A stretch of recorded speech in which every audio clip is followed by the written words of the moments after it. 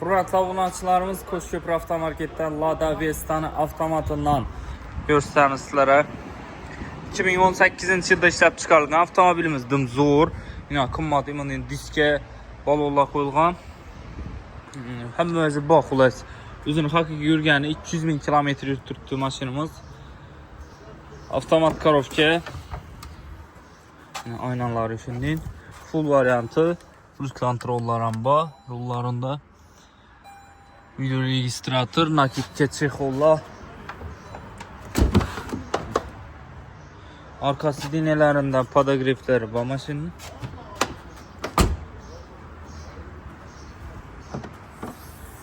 Arkasında yine kolonke. Metan hemen arsası bilen berəmiz koşup. İş sesine değil miydi? Baxası 115 milyon son. Nağd sanasazlı üstünde gəlişəmiz. 45 milyon bilen avtokreditə çıxarıb berəmiz. Aylık tolab 3 milyon 950 milyondan çıxdı dostlar.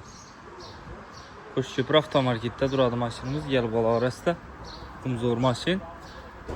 Avtomat Vesta köpçülük sorudlarıyla gəl bala arasında.